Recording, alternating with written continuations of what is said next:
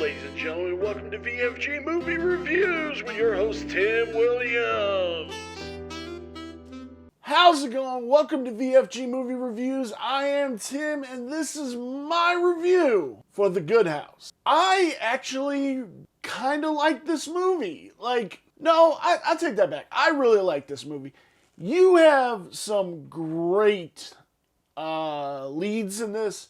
Kevin Kline, Sigourney Weaver, Morena Baccarin, they're pretty damn good in this movie. So the story is about this New England realtor named Hildy Good of Good Realty. She had an alcohol addiction that plays up within the movie and within the family. She ended up getting help, but as you go through the movie, she relapses, and as the movie goes, she progressively gets worse and worse and worse.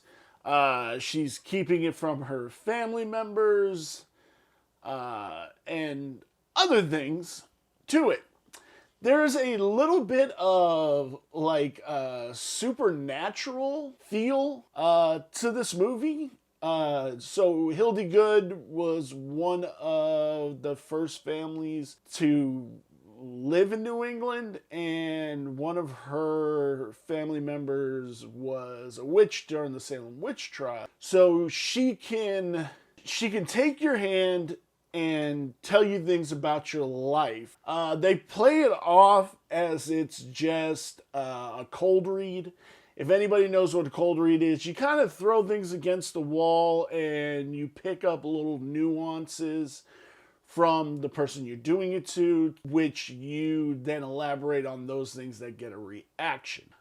You later on find out in the film, Morena Baccarin's character is having an affair with one of the other characters in the movie, and he's a psychiatrist. And if he is found out that he had sex with one of his patients, his practice will be pretty much over. He ends up taking his life, and at the same time, this autistic kid goes missing. And in that particular night, Hildy Good goes on just a bender of a bender, and in the morning, her car's ended up really messed up.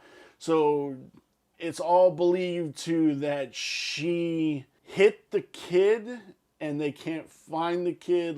So that's all playing into it. So kind of the last bits in the movie is the guy who killed himself because he just couldn't deal with losing his practice, losing for this woman, comes to her and he's soaking wet. But she thinks it's him. Then they're just having a conversation, and he tells her the kid will be found. Don't worry about it. And X, Y, and Z, and they find the guy's body in the ocean. She ends up going into rehab, and throughout the movie, she has this relationship with Kevin Kline's character. This was a cool movie because everything was paced perfectly, and then to pay off her psychic ability, you think, yeah, she does it twice, so you kind of think, oh, it's just a cold reading, but then when she has this vision of the guy who killed himself in her basement, and all this stuff, it's really cool. I